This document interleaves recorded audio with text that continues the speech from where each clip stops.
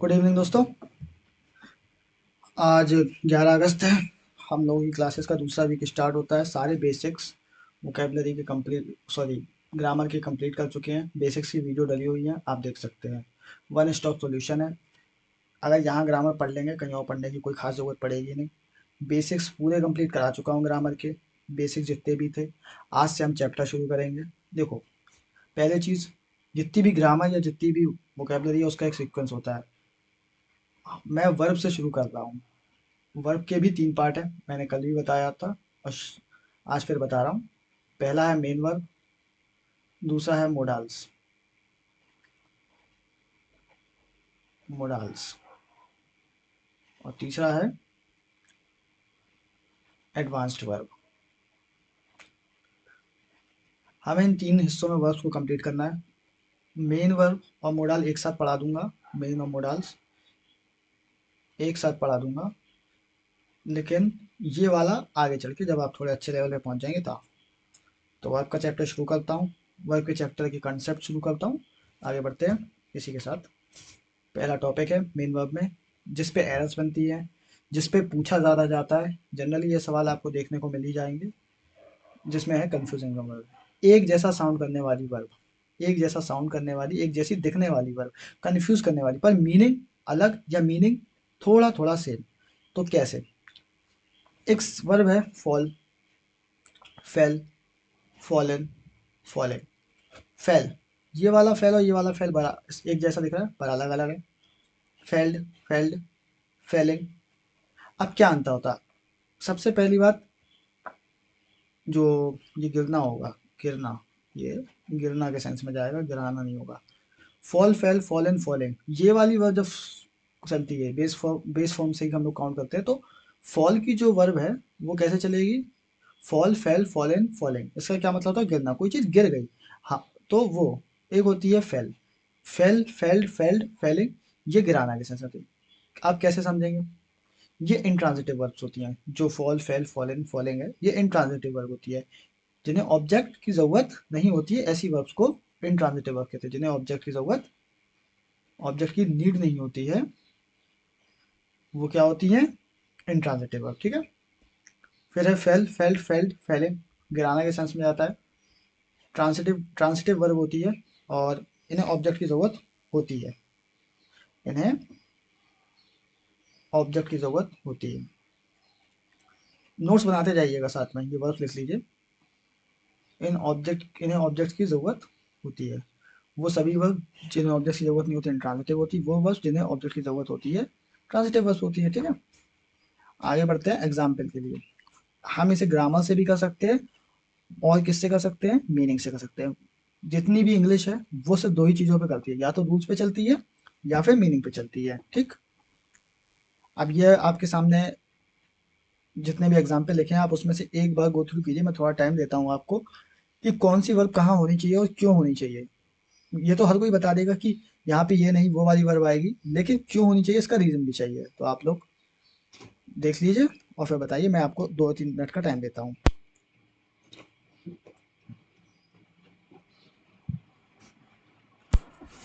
मुझे लगता है कि आप लोगों ने देख लिया होगा अपने वीडियो स्टॉप करके। तो पहला है the wood cutter. Would cutter कौन होता है? लकड़हारा। तो क्या है ये? सब्जेक्ट। ठीक। सब्जेक्ट बन रहा है। हैज क्या है? हैज क्या है? Helping verb. फॉलन क्या है? फॉलन क्या है? Main verb. एटलीस्ट यहाँ पे एडजेक्टिव का सॉरी एडवर्ब का काम कर रही है, और ये भी एडजेक्टिव का काम कर रही है, और ये ऑब्जेक्ट का, और ये एडवर्ब ऑफ टाइम का। ठीक। क्या कहना चाहता है? The wood cutter has fallen at least 10 trees so far. मतलब अभी तक उसने फॉलन की सॉरी अभी तक वुड कटर लकड़हारे ने 10 पेड़ गिरा दिए होंगे। ठीक है, ऐसा। अब यहाँ पे ये वर्ब आ रही है फॉलन। फॉलन किस में आती? कंफ्यूजिंग वर्ब, इंट्रांजिटिव वर्ब थी। इंट्रांजिटिव वर्ब जिन्हें ऑब्जेक्ट की जरूरत नहीं होती है, उसके सेंस में जाती है। लेकिन क्या यहाँ पे किस सेंस में जा रही है? मीनिंग से जाते हैं हम पहले, फिर ग्रामर से तरफ जाएंगे। मीनिंग के हिसाब से यहाँ पर क्या मीनिंग निकलना चाहिए? गिरना। अगर हम फॉलन लगा रहे हैं तो यहाँ पे गिरना निकलना चाहिए ना meaning. The wood cutter has fallen, would cutter ने गिरा दी एटलीस्ट बी 10 ट्रीज सो फार, यानी कि गिरना मतलब अपने आप गिर गई। वुड कटर से लकड़ी गिर गई, गिराई होंगी, काटी होंगी ना उसने ट्रीज से काटी होंगी, तो यहाँ पे फॉलन की जगह क्या आना चाहिए? दूसरी वर्ब हैज कौन सी है? हैज है। हैज के बाद कौन सी आती है वर्ब की? Third form. थर्ड फॉर्म कौन सी थी? फेल्ट। यहाँ पे फेल्ट क्यों आया? क्योंकि मीनिंग यहाँ पे गिरना के सेंस में नहीं आ रही, गिराना के सेंस में जा रही है। किसके सेंस में जा रही है? गिराना के सेंस में जा रही है। The wood cutter has failed at least 10 trees so far, would cutter ने अब तक 10 पेड़ गिरा दिए होंगे, ये मीनिंग निकल रहा है, ना कि गिरा दिए होंगे के सेंस में आ रहा है गिर गए होंगे, द वुड कटर है से 10 पेड़ गिर गए होंगे, ये तो कोई मीनिंग ही नहीं आ रहा। मीनिंग से अगर जाते हैं, अब ग्रामर से चलते हैं। ग्रामर के हिसाब से वुड कटर सब्जेक्ट है, हैज हेल्पिंग वर्ब है, फॉलन मेन वर्ब है, हम मानते हैं। तो क्या फॉलन को ऑब्जेक्ट की जरूरत नहीं है? क्या हम यहाँ पे नहीं बताएंगे कि यहाँ पे कौन सा ऑब्जेक्ट आना चाहिए? अगर फॉलन है तो जाहिर सी बात है ऑब्जेक्ट की जरूरत नहीं है, लेकिन यहाँ तो ऑब्जेक्ट दिया हुआ है ग्रामर से। अब ग्रामर से अगर यहाँ पे ऑब्जेक्ट दिया हुआ है तो यानी कि ये वर्ब हमें यहाँ पे कैसी चाहिए? ट्रांजिटिव वर्ब चाहिए, जो ऑब्जेक्ट लगती है। ट्रांजिटिव वर्ब की कौन सी फॉर्म थी? फेल, फेल्ट, फेल्ट, फेलिंग, यानी गिरना के सेंस में।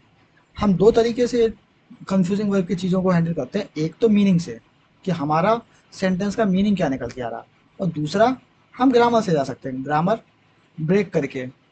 ठीक, तो इन दोनों ही चीज़ों में हम आगे बढ़ सकते हैं। फिर है Rohan fell from the stairs, Rohan गिरा दिया गया सीढ़ियों से। ये तो लॉजिकली ही सही नहीं लग रहा, रोहन गिरा होगा ना सीढ़ियों से, गिरा दिया गया होगा, ऐसा तो कुछ है नहीं। रोहन गिराया नहीं गया होगा, रोहन गिर गया होगा, यानी कि यहाँ पे फेल्ड नहीं आएगा, यहाँ पे फेल आएगा। अब अगर इस सेंटेंस को मैं ऐसे ही दे देता कि Rohan fell from the stairs, ठीक है, मान लो, तो आप लोगों के मन में डाउट हो सकता है कि सर पहले जो आपने वह कंफ्यूजिंग वर्ब में जो इंट्रांजिटिव है उसमें सेकंड फॉर्म फेल है, और इसमें यहाँ पे ये दोनों वाले फेल में कह रहा कि ये फेल और ये फेल तो सेम है। अब हमें कौन सा पता है कि कौन सा फेल आया? तो देखो, रोहन के साथ फेल आएगा। क्यों आएगा? क्योंकि क्योंकि हम लोग यहाँ पर कोई भी हेल्पिंग वर्ब नहीं ले रहे हैं, है ना। सॉरी सॉरी सॉरी, रोहन की जगह पे फेल आएगा, और second verb second form fail है, ठीक है, तो फेल आएगा। ये सेकंड वाली आई है, सेकंड वाली सेकंड फॉर्म जब भी आती है तो कोई भी हेल्पिंग वर्ब नहीं लेती है, डायरेक्ट आ जाती है। लेकिन ये फर्स्ट फॉर्म होती तो हम कैसे पहचानते? यहाँ पे ये फर्स्ट फॉर्म नहीं है, यहाँ पे ये सेकंड फॉर्म है। मीनिंग से जाएं तो ये वाली वर्ब हो ही नहीं सकती, क्योंकि गिराना के सेंस में तो जा ही नहीं रही ना। जा के सेंस में रही, गिरना के सेंस में, कि रोहन गिर गया, तो ये वाला फेल लगाया। यहाँ पे रोहन गिरा, सीढ़ी से गिरा है, तो यहाँ पे फेल आया कौन सा वाला? जो सेकंड ऑब्जेक्ट में है। ठीक, ये आपका ग्रामर और मीनिंग बेस से है। फिर ही एक्सीडेंटली, ही यहाँ पे क्या है? सब्जेक्ट है। एक्सीडेंटली यहाँ पे क्या है? मैंने कई बार बताया एक्सीडेंटली क्या है। चलिए आपके लिए बता देता हूँ। पहले यहाँ पे कुछ गलतियाँ मैंने की हैं तो आपको बतानी है। कुछ लोग कह रहे होंगे ये एडवर्ब है, कुछ कह रहे होंगे एडजेक्टिव है ना। और एक्सीडेंटली में और भी कुछ चीज़ की कमी है, तो वो स्पेलिंग की है। एक्सीडेंटली की स्पेलिंग क्या होती है, किसी को भी पता है? ये आपका मिस स्पेल्ड में है। पहली चीज़, एक्सीडेंटली की स्पेलिंग में ए नहीं आता। दूसरा, एक ये वाला एल नहीं आता, सिर्फ TLY आता, ठीक है। ज़रूरी नहीं कि किसी वर्ड के पीछे LY है तो वो एडवर्ब भी है। यहाँ पे एक्सीडेंटली एडजेक्टिव है। डिपेंड करता है कि किसको क्वालिफाई करता है। यहाँ पर ये ही को क्वालिफाई कर रहा है ना। ठीक, नाउन को कौन क्वालिफाई करता है? नाउन पर नाउन को एडजेक्टिव, ना कि एडवर्ब। अब यहाँ पे क्या आया? फॉल। ये द मिल्क क्या हो गया? ऑब्जेक्ट हो गया, है ना। द मिल्क क्या हो गया? ऑब्जेक्ट हो गया। अब देखो, ऑब्जेक्ट लिया तो जाहिर सी बात है ट्रांजिटिव वर्ब आई, और एक्सीडेंटली फॉल, अब यहाँ पे सेकंड फॉर्म आनी चाहिए, है ना भाई। फर्स्ट फॉर्म तो नहीं आ सकती ना, वो भी इनट्रांजिटिव वर्ब की। पहली तो हमें सेकंड फॉर्म चाहिए, क्योंकि एक्सीडेंटली के बाद या तो सेकंड फॉर्म चाहिए या कोई हेल्पिंग वर्ब लगा के फॉर्म लगानी। पर डिपेंड करता है, आगे इसके कंटेक्स्ट में कुछ और दिया होता तो उससे हमें पता चल जाता कि यहाँ पे कौन सी फॉर्म आएगी, पास्ट आएगी, प्रेजेंट आएगी, तो वो उस हिसाब से गैस कर लिया जाता है। पर यहाँ ऐसा कुछ दिया नहीं है, तो ही एक्सीडेंटली फॉल द मिल्क, यानी कि यहाँ पे क्या आएगा, फेल्ड आएगा, क्योंकि हमें यहाँ पे कैसी वर्ब चाहिए, ट्रांजिटिव वर्ब। उससे दूध, उसने दूध गिरा दिया, अचानक से उससे दूध गिर गया, एक्सीडेंटली घटना हो गई उससे, और उससे दूध गिर गया, ठीक है। तो यहाँ पे एक्सीडेंटली सेंस में जाता है, और क्या जाएगा कि भाई गलती से गिरा, गिरा दिया ना, एक तो गिर गए, खुद गिर गए, दूध अपने आप तो नहीं गिरेगा, ये तो कॉमन सेंस की बात है, दूध किसी के द्वारा गिराया जा रहा है, इतना तो लॉजिकली सोच सकते हैं कि दूध है और दूध एक्सीडेंटली गिरा है, तो यहाँ तो गिराया गया है ना, गिरा थोड़ी है दूध, अपने आप तो नहीं गिरेगा, अपने आप तो हम खुद गिर सकते हैं, जैसे Rohan felt from the stairs, Rohan खुद गिर सकता है, रोहन को गिराया भी जा सकता है, लेकिन डिपेंड करता है कब गिराया जा सकता। तो फिर आगे सेंटेंस में उसके हिसाब से बात की होती है उन्होंने कि रोहन को कब गिराया, someone is pushing Rohan, then Rohan felt, है ना। तो यहाँ पे ये बात सही होती है, ठीक है। आगे अगला सेंटेंस है, the glass of T. The glass of T क्या है, सब्जेक्ट है, ऑफ यहाँ पे क्या है, प्रपोजिशन है, टी क्या है, प्रपोजिशन का ऑब्जेक्ट है, फेल्ट क्या है, मेन वर्ब है, फ्रॉम क्या है, प्रपोजिशन है, हिज क्या है, प्रपोजिशन एडजेक्टिव है, और ये प्रपोजिशन का ऑब्जेक्ट है, हेंस क्योंकि यहाँ पे नाउन है। अब देखो हमें क्या देखना, पहले तो हमें पता होना चाहिए क्या यहाँ कहीं भी आपको ऑब्जेक्टिव नजर आ रहा है, सॉरी ऑब्जेक्ट नजर आ रहा है, सब्जेक्ट तो आ रहा है भाई, ठीक है, प्रपोजिशन हो गया, फिर प्रपोजिशन का मेन वर्ब हो गया, फिर प्रपोजिशन, फिर प्रपोजिशन का ऑब्जेक्ट, लेकिन ऑब्जेक्ट नजर नहीं आ रहा। देखो प्रपोजिशन का ऑब्जेक्ट प्रपोजिशन के लिए होता है, लेकिन एक होता है ऑब्जेक्ट हर केस में, तो ऑब्जेक्ट इस सेंटेंस में है नहीं। तो अगर आप ग्रामर से जाएंगे तो आपको ये तो समझ में आ गया होगा कि अगर ऑब्जेक्ट नहीं है तो कैसी वर्ब आनी चाहिए, इंट्रांजिटिव वर्ब। कैसी वर्ब आनी चाहिए, इंट्रांजिटिव वर्ब। यहाँ फेल्ड कौन सी वर्ब है, कौन सी फॉर्म है वर्ब की, ट्रांजिटिव फॉर्म है, कौन सी, सेकंड, हमें यानी कि यहाँ पे सेकंड ही चाहिए, तो यहाँ पे फेल्ड ना होकर क्या आएगा, फेल आएगा, क्या आएगा, फेल आएगा, ठीक। अब आगे बढ़ते हैं,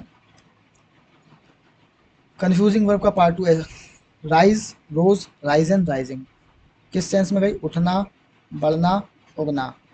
रेज, रेज्ड, रेज्ड, रेजिंग, किस सेंस में गई, उठाना, बढ़ाना और पालना, ठीक।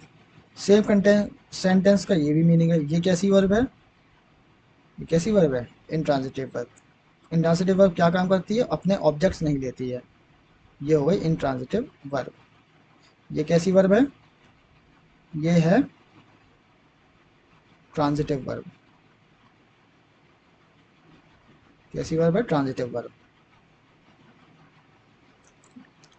याद करना, rise, rose, rise and rising, raise, raised, raised, raising, ठीक है। ऊपर वाली आपने सुनी होंगी मेरे ख्याल से, ऐसा तो नहीं कि नहीं सुनी होंगी, पर नीचे वाली जरूर सुनी होंगी।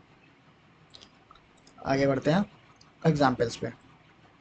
मिस्टर चोपड़ा, क्या लिखा है, मिस्टर चोपड़ा रेज्ड, चोपड़ा क्या है, सब्जेक्ट है, रेज्ड क्या है, वर्ब है, मेन वर्ब, क्योंकि हेल्पिंग तो वर्ब दिखी नहीं रही, फ्रॉम क्या है, प्रपोजिशन है, सीट क्या है, प्रपोजिशन का ऑब्जेक्ट है, और ये इस प्रपोजिशन का एडजेक्टिव है, क्वालिफाई कर रहा है, परेसिव एडजेक्टिव, सॉरी हाँ, प्रपोजिशन का एडजेक्टिव है ये।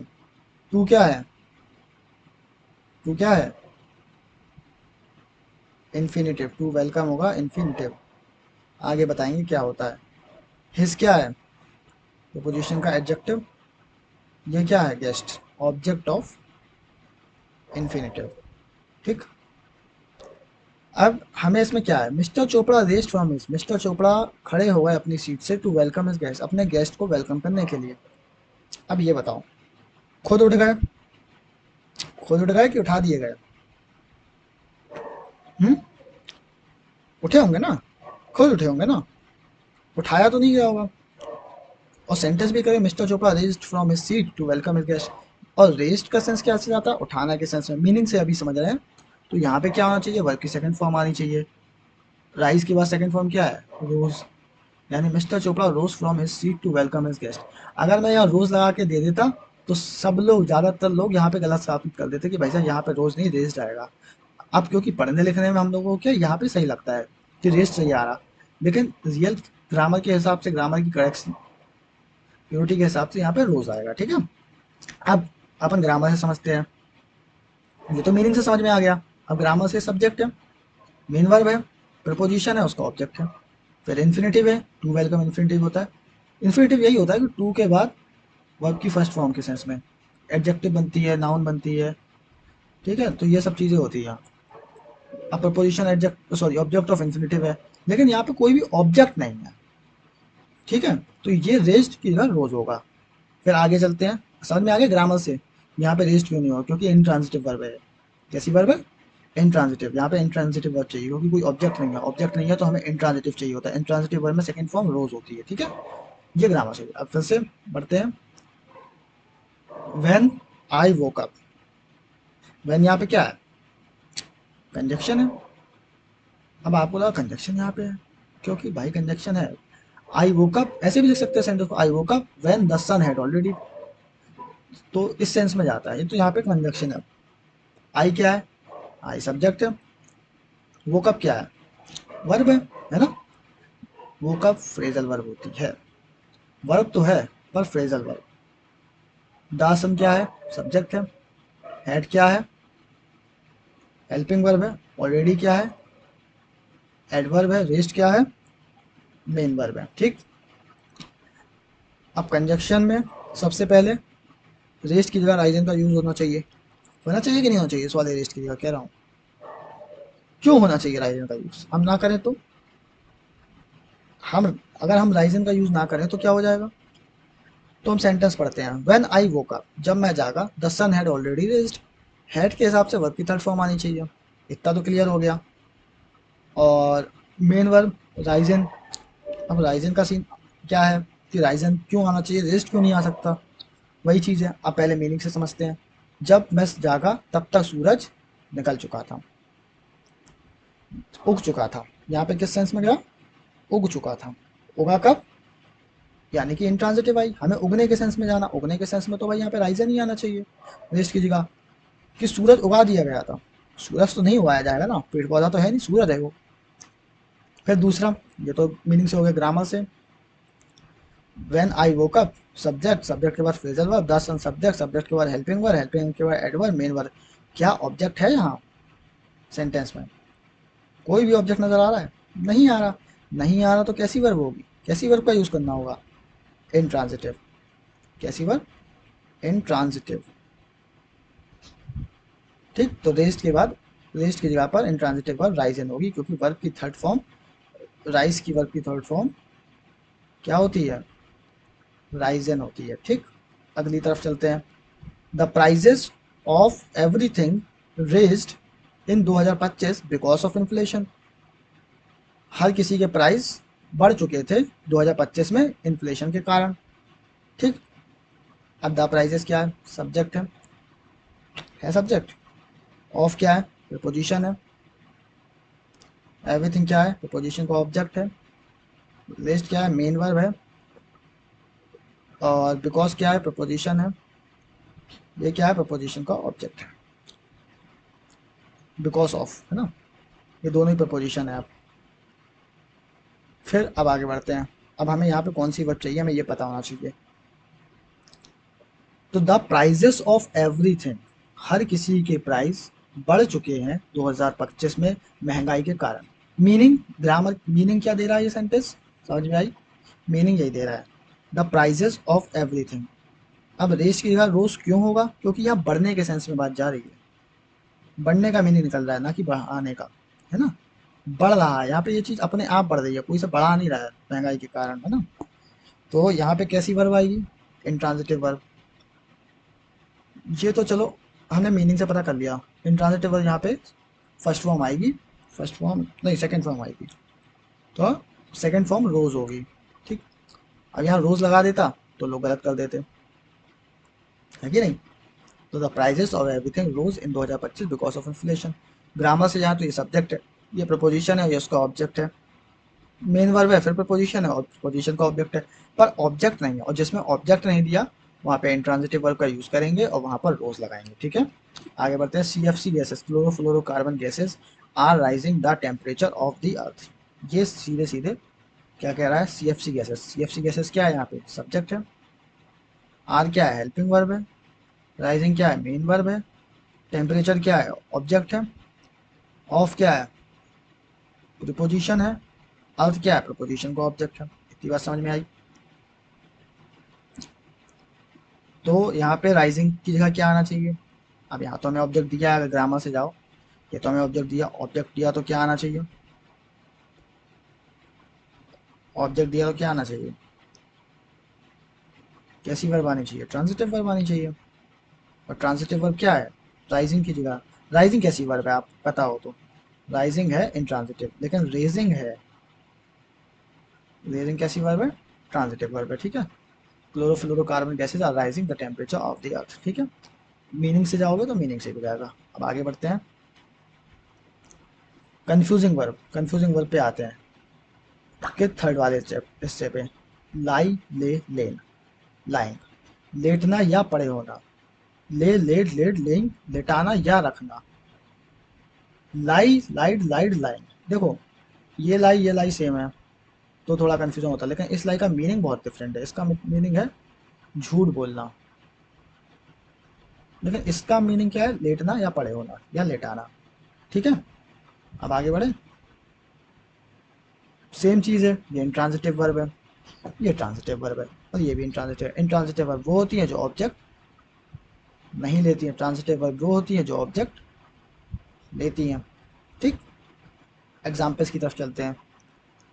एग्जाम्पल्स को देख लीजिए। पूछूं, बताना है कि कैसे क्या हो रहा है, ब्रेक करना सीख लीजिए बहुत आसानी से। पहले हम ग्रामर के थ्रू समझते हैं, मीनिंग के थ्रू भी समझते हैं, पर पहले ग्रामर के थ्रू। तो ये क्या है, सी सब्जेक्ट है, ले क्या है, ले मेन वर्ब है। चाइल्ड असाइड क्या है, चाइल्ड क्या है पहले तो बताओ, चाइल्ड ऑब्जेक्ट है। असाइड क्या है, असाइड है एडवर्ब।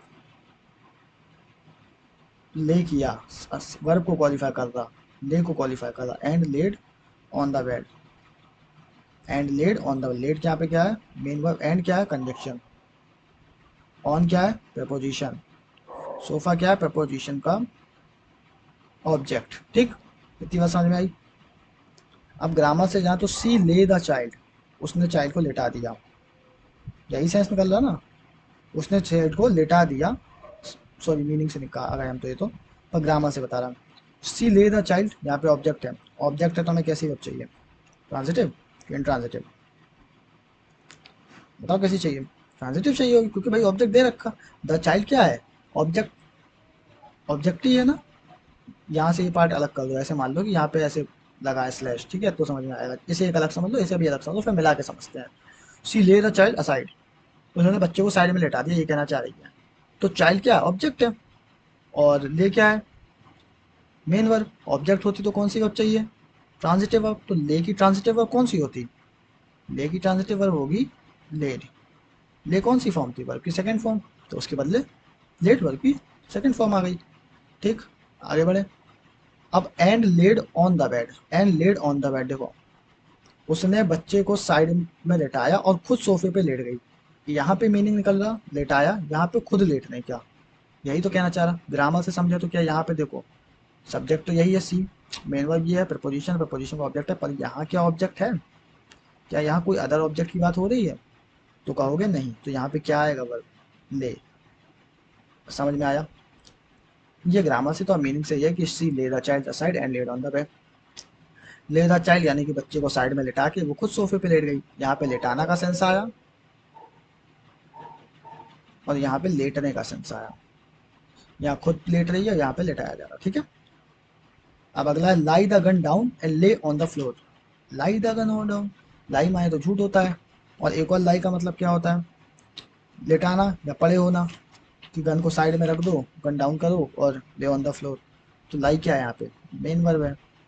गन क्या है यहाँ पे, ऑब्जेक्ट है। डाउन यहाँ पे क्या है, एडवर्ब है। एंड यहाँ पे क्या है, कंजक्शन है। ले यहाँ पे क्या है, मेन वर्ब है। ऑन क्या है, प्रीपोजिशन है। फ्लोर क्या है, प्रीपोजिशन का ऑब्जेक्ट है। फर्स्ट क्लॉज में लाई की जगह ले आएगा, क्यों आएगा ले भाई, यहाँ पे ऐसा क्या कर दिया इसने, यहाँ पे ले आना चाहिए, क्योंकि जो मीनिंग है वो रखने का निकल रहा है, कि अपनी बंदूक नीचे रख दो।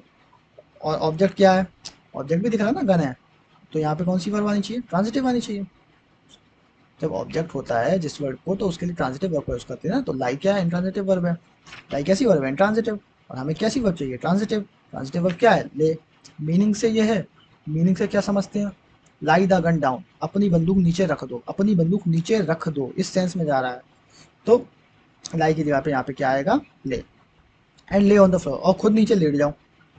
यही तो कहना चाह रहा कि खुद नीचे लेट जाओ। और यहाँ पर अगर हम उससे जाएं तो यहाँ पे सब्जेक्ट, कोई ऑब्जेक्ट दिख रहा है, प्रपोजिशन है, प्रपोजिशन का ऑब्जेक्ट है, कोई भी ऑब्जेक्ट नहीं है ना। तो यहाँ पे ले ऑन द फ्लोर, ले की जगह पे यहाँ पे आएगा लाई। अब कहोगे ये लाई तो यार झूठ वाला हो गया, पर ये वर्ब की सेकंड फॉर्म लाई है, जो ट्रांजिटिव इंट्रांजिटिव वर्ब में है। ठीक है, आगे बढ़े। Your shirt is laying on the table. Your shirt is laying on the table. Your क्या है? पजेसिव एडजेक्टिव, जो कि शर्ट पे दिखा रहा है। शर्ट क्या है? सब्जेक्ट। ठीक। इस क्या है? Linking verb. लेइंग क्या है? Prepositional part. ऑन क्या है? प्रपोजिशन। और ये क्या है? प्रपोजिशन। लेइंग की जगह लाइन का यूज होगा। क्यों होगा? क्योंकि मीनिंग पड़ी होना निकल रहा है। मीनिंग क्या निकल रहा है? पड़ी होना, लेटी होना, रखी होना, यही निकलेगा ना। Your shirt is laying on the table, तुम्हारी शर्ट टेबल पे पड़ी है। टेबल पे पड़ी है और ऑब्जेक्ट नहीं है, ऑब्जेक्ट तो दिख नहीं रहा। तो यहाँ पे कैसी वर्ब आनी चाहिए? इंट्रांजिटिव वर्ब आनी चाहिए। तो यहाँ पे लेइंग की जगह पे क्या आएगा? इंट्रांजिटिव। लेइंग की जगह पे क्या आएगा? लाइंग आएगा, है ना। इसी तरह ये है, he led to me about his marriage. अब देखो, ही लेड टू मी, उसने पढ़े रहने के लिए कहा मुझसे शादी में, ऐसा तो नहीं कहा वो। उसने झूठ बोलने के सेंस में रहती, ये तो प्रॉपर मीनिंग बेस है, इसमें कोई ग्रामर व्रामर की जरूरत नहीं है। लाई लगाओ, लाई वर्ब की जो फॉर्म हो वो। ठीक है।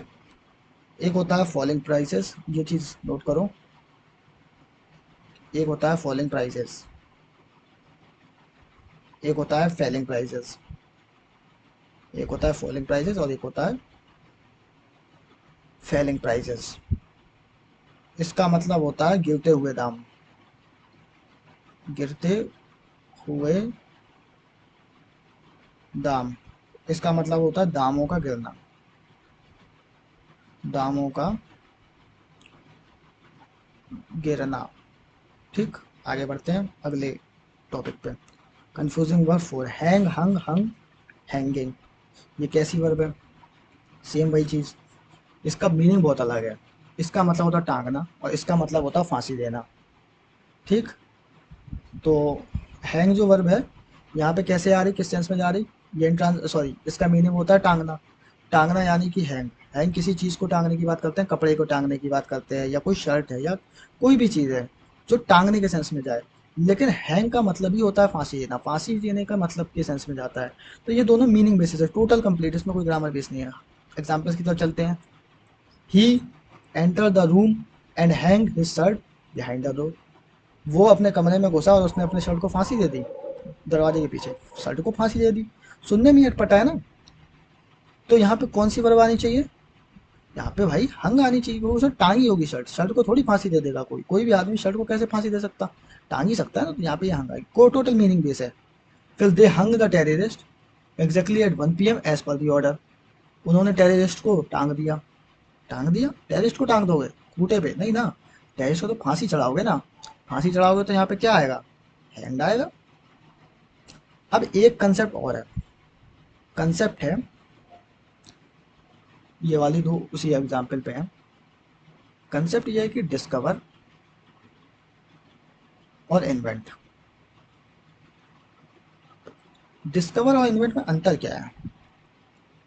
डिस्कवर होता है किसी चीज की खोज करना, मतलब वो चीज पहले से एग्जिस्ट करती है, लेकिन हमने उसकी बस खोज कर ली है, हमें पता, मतलब दुनिया में तो वो चीज पहले से थी। अब कोई मुझसे ये आके कह दे कि भाई आज मैंने डायनासोर के फॉसिल्स खोज लिए, मतलब डायनासोर के जो क्या कहते हैं फॉसिल्स होते हैं वो खोज लिए, जीवांश बोलते हैं, जो भी बोलते हैं हिंदी में, फॉसिल्स को खोज लिया है।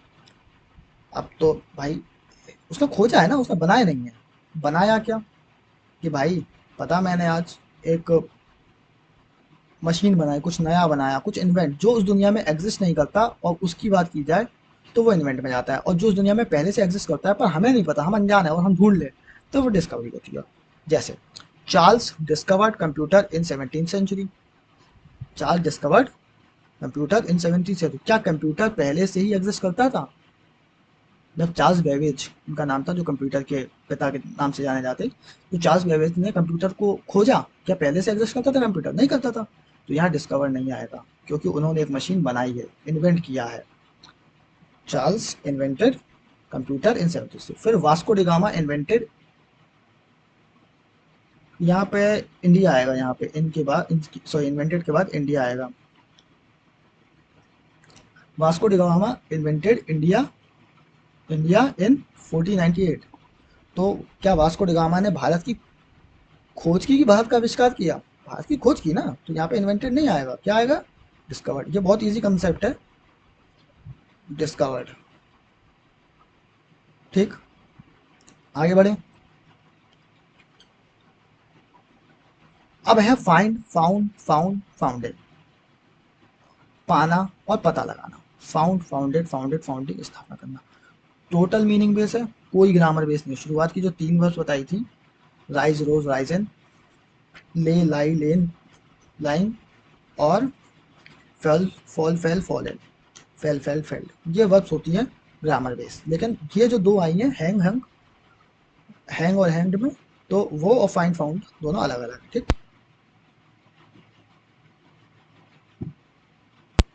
आपको इसकी मीनिंग पता होनी चाहिए। क्या है मीनिंग? फाइंड है, फाउंड है, फाउंड है, फाइंडिंग है। पाना है, पता लगाना है। फाउंड है, फाउंडेड है, फाउंडेड है, फाउंडिंग है। ये दोनों वर्ब्स ऐसी चलती है। फाइंड की वर्ब, फाउंडिंग, पाना, पता लगाना, और ये स्थापना करने के सेंस में आती है। ठीक है, आगे बढ़े। तो लिखा है इंडियन नेशनल कांग्रेस। जैसे आज के समय में कांग्रेस जो आपकी पार्टी है, वो आईएनसी, इंडियन नेशनल कांग्रेस। जब हिस्ट्री वगैरह पढ़ेंगे तो उसमें बहुत सारे सेशंस आएंगे। Found by AO Hume. अब देखो, एक पार्टी है, उसके बारे में पता लगा लिया एओ ह्यूम ने, नहीं, मीनिंग से देखे जाए तो स्थापना की होगी ना, तो फाउंड नहीं आएगा, क्या आएगा? फाउंडेड आएगा। ये टोटल मीनिंग बेस है, इसमें इससे ज़्यादा कुछ है नहीं, मीनिंग बेस ही है। और ये आपको एज इट इज़ याद करने ही होंगे, है ना।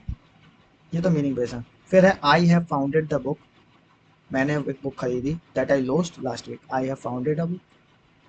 एक मिनट, क्या मैंने बुक की स्थापना करी? I have founded the book that I lost last week. मैंने वो बुक की स्थापना करी जो बुक मैंने खरीदी। तुम किताब, कोई किताब की स्थापना कर सकता है? कोई नहीं कर सकता। तो I have founded the book that I lost last week. तो यहाँ पे फाउंड की जगह पे क्या आएगा? फाउंडेड की जगह पे क्या आएगा? फाउंड, जहाँ पर खोजने के सेंस में गई है। किसके सेंस में गई है? खोजने के सेंस में। ठीक, अब हम आगे बढ़ते हैं अगले टॉपिक की तरफ। यहाँ पर है ऐसी वर्ब्स हैं जिनकी वर्ब की फर्स्ट फॉर्म, वर्ब की सेकंड फॉर्म, वर्ब की थर्ड फॉर्म सब सेम होती हैं। कोई भी फॉर्म ऐसी नहीं होती जो अलग जाती है। ठीक है, तो पहले तो है वेड। ठीक, cost, set, bat, thrust, hit, cut, slate, spread, read, bust, quit करना, shirt, shed, cast, rid, telecast, broadcast, overcast, forecast. Broadcast को आपने बहुत बार सुना होगा, ब्रॉडकास्टेड लिखा हुआ कई बार देखा होगा, पर पेपर्स वगैरह या न्यूज़पेपर पढ़ेंगे तो वहाँ पे ब्रॉडकास्टेड लिखा आ जाता है, रॉन्ग होता है। ब्रॉडकास्ट ही होता है, इसकी कोई ईडी फॉर्म नहीं करती है। ठीक है, अब जैसे लिखा है the news of the president death, president की डेथ की न्यूज़ जो है, was broadcasted on All Indian radio was, लेकिन ब्रॉडकास्टेड यहाँ पे गलत है, ब्रॉडकास्टर है। ये सिंपल आपका वर्ब बेस है कि ये एज इट इज लिखी जाती है, इसकी third form, second form, first form सब सेम होती है। ये वर्ब आपको कैसे याद होंगी? भाई पढ़ने से होंगी। जितनी बार ये वर्ब आपकी आंखों के सामने से निकल जाएंगी उतना आगा। बैट, कॉस्ट की आपने कभी कॉस्टेड वर्ब सुनी है? नहीं सुनी। स्टेटेड नहीं सुनी होगी, बैटेड नहीं सुनी होगी। थ्रस्टेड आप शायद थ्रस्टेड नहीं सुनी, हिट की हिटेड नहीं सुनी होगी, कट की कटेड नहीं सुनी होगी, स्लेट की स्लेटेड कभी नहीं सुनी होगी, रीड रेड रीड ये तो बचपन से पढ़ रहा है। कोई क्विटेड नहीं होता है, शटेड नहीं होता, शेडेड नहीं होता, कास्टेड आप लोग शायद लगा सकते हैं अपने दिमाग से। रिडेड ऐसी तो कोई वर्ब ही नहीं होती। रीड रेड रेड ऐसे भी कुछ वर्ब नहीं होती, रेड रेड रेड ही चलती है। टेलीकास्टेड नहीं होती, टेलीकास्टेड नहीं होती, ओवरकास्टेड नहीं होती, फोरकास्टेड नहीं होती। ये वो वर्ब्स हैं, इसके अलावा भी बहुत सी वर्ब्स हैं, लेकिन ये वो वर्ब्स हैं जो एग्जाम पर्सपेक्टिव से आपके लिए बहुत ज़रूरी है। तो क्या है, the news of the president's death, president की डेथ की न्यूज़, ठीक है, was broadcasted on All Indian Radio. तो ब्रॉडकास्टेड हट गया, ईडी हट गया, क्यों हट गया? क्योंकि ब्रॉडकास्टेड जैसी कोई फॉर्म ही नहीं होती है। और कहीं कहीं पे आप लिखे भी देखेंगे। अब लिखा था balloon busted as soon as he touched it, busted यानी फट गए। अब ये जवाब तो देना ही आसान नहीं है कि ऐसा क्यों होता है, क्योंकि लोगों ने ढूंढने की कोशिश नहीं करी। कुछ चीज़ें इजी करने के लिए वर्ब की वही फॉर्म रख दी गई। जैसे रीड, हम रीड की फॉर्म को कैसे पढ़ते हैं? रीड, अगर आप पढ़ने जाओगे, फिर इसे पढ़ते हैं रेड, फिर इसे पढ़ते हैं रीड, ठीक इस तरीके से पढ़ते हैं, लेकिन लिखते तो एक ही जैसी है ना, हमें तो लिखने का।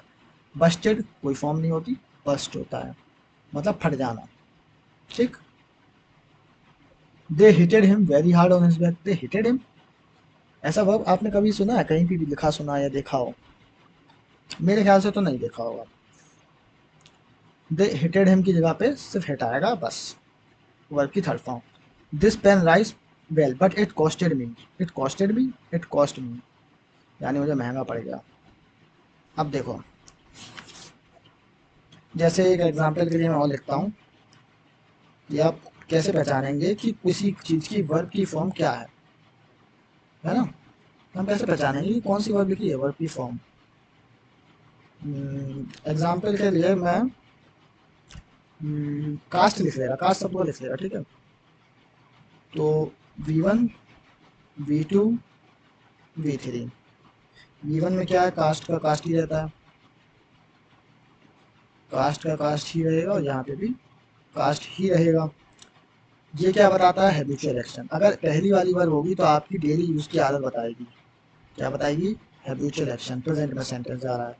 V2 वर्ब पास्ट की बात करता है, तो ये पास्ट की बात करे किसी भी सेंटेंस में ऐसे जब टेंस पढ़ेंगे तो इसमें ज़्यादा क्लियर हो जाएगा कि कब कौन सा आता है। इसमें क्या है, हैव की फॉर्म आएगी। हैव की फॉर्म कैसे आएगी? हेल्पिंग वर्ब के रूप में आएगी। हैव की फॉर्म हेल्पिंग वर्ब के रूप में आएगी, ठीक है। इस तरीके से आप पहचानेंगे। आगे की चीज़ें और पढ़ेंगे, वोकैबुलरी सॉरी ग्रामर के पार्ट्स में। शॉर्ट नोट्स आपको अवेलेबल करा दूंगा, मैं सोच रहा हूँ, ऐसा मैंने सोचा। टेलीग्राम पर हैंड रिटन शॉर्ट नोट्स जो होते हैं, जैसे पीडीएफ का जो सार होगा वो आपको करा दूंगा, लेकिन मैं तो यही कहूँगा कि आप नोट्स बनाइए। जितने बना लेंगे नोट्स उतना अच्छा है। ये एग्जाम्पल्स लिखिए, उनसे सीखिए, और प्रैक्टिस के टाइम पे काम आएंगे, ठीक। ये वर्क का हमारा पहला चैप्टर था, फिर से गो थ्रू कर देते हैं। कंफ्यूजिंग वर्ब थी फॉल, ये इंट्रांजिटिव वर्ब्स होती है, इन्हें ऑब्जेक्ट की जरूरत नहीं होती है। फॉल, फेल, फॉलन, फॉलन, गिरना के सेंस होता है। फिर है फेल, फेल्ड, फेल्ड, फेलिंग, गिराने के सेंस में जाती है, ट्रांजिटिव वर्ब होती है, ठीक है। कंफ्यूजिंग वर्ब दूसरी में राइज है, रोज है, राइजन है, राइजिंग है, उठना, उगना, बढ़ना, इस सेंस में जाती है, इंट्रांजिटिव वर्ब होती है, ऑब्जेक्ट की जरूरत नहीं होती है। रेज, रेज्ड, रेज्ड, रेजिंग, उठना, बढ़ाना, पालना, इसके सेंस में आती है, ट्रांजिटिव वर्ब होती है, ऑब्जेक्ट की जरूरत पड़ती है। कंफ्यूजिंग वर्ब है लाई, ले, लेन, लाइंग, लेटना या पड़े होना के सेंस में आती है, इंट्रांजिटिव वर्ब होती है। जस्ट अपोजिट ले, लेड, लेड, लेइंग, लेटना या रखना के सेंस में होती है, ट्रांजिटिव वर्ब होती है, ऑब्जेक्ट की जरूरत होती है। लाई, लाइड, लाइड, लाइंग, झूठ बोलना के सेंस में होती है, इंट्रांजिटिव वर्ब होती है, ठीक है। इसका तो मीनिंग अलग होता है, तो ऐसे इसको तो आप आराम से गैस कर सकते हो, कोई बड़ी बात नहीं है। ये दोनों आपको याद करनी होंगी, ये दोनों, क्योंकि इन दोनों के मीनिंग मिलते जुलते होते हैं, और बस फर्क इंट्रांजिटिव ट्रांजिटिव का होता है। फिर आगे कंप्लीट मीनिंग बेस है, जिसमें हैंग है, हंग है, हंग है, हैंगिंग, इसका मतलब होता है टांगना, किसी चीज़ को हमने टांगा है। और हैंग, हैंग, हैंग, हैंगिंग, फांसी देना किसी, फांसी किसी कैदी को दोगे, इंसान को दोगे, लेकिन इंसान को टांगोगे नहीं। शर्ट को फांसी नहीं दे सकते, उसे टांग सकते हैं, है ना। आगे बढ़ते हैं। कंफ्यूजिंग वर्ब है फाइंड, खोजना के सेंस में, पता लगाने के सेंस में, फाउंड, फाउंड, फाइंडिंग, इसी तरह फाउंड, फाउंडेड, फाउंडेड, फाउंडिंग, स्थापना करने के सेंस में, ठीक है। एक और टॉपिक था डिस्कवर और इन्वेंट वाला, मैंने बताया था, डिस्कवर और इन्वेंट। डिस्कवर का मतलब होता है खोजना, ढूंढना, सर्च करना, और इन्वेंट का मतलब होता है आविष्कार करना। क्या करना? आविष्कार करना, ठीक।